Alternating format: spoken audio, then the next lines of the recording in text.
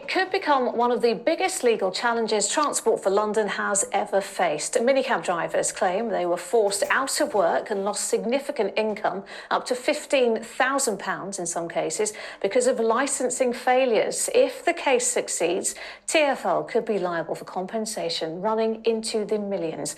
The law firm representing the drivers is now urging others affected to come forward, as Carolyn Sim reports. For drivers like Shahram Shahidi, no cab licence means no income. When his ran out last year, TfL took 4 months to renew it. That meant 4 months without work and taking out bank loans to get by. I have to pay for everything and I don't have any choice. I get the personal loan for first month, for first 35, 40 days.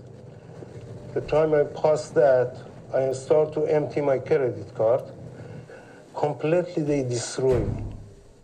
Shahram is one of thousands of drivers affected by delays in the issuing of private hire driver licences. The Independent Workers' Union of Great Britain has now recruited lawyers to launch legal action against TfL for compensation.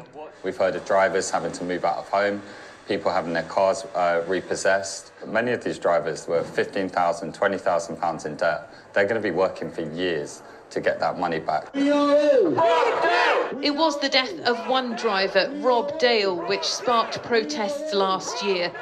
The 65-year-old had been unable to work for 3 months because of the delay in renewing his licence. He had a heart attack, which his family believes was brought on by stress.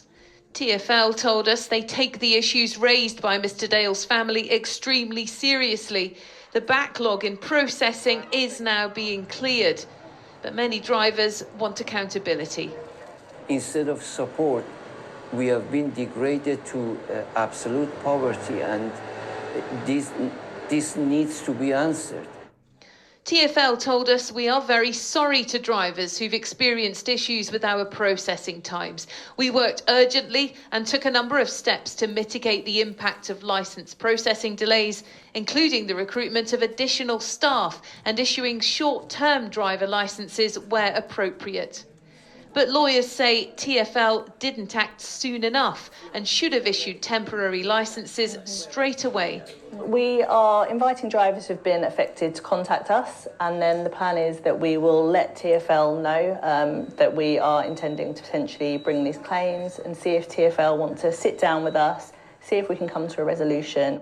TfL says it has offered 16,000 drivers a goodwill payment of £500.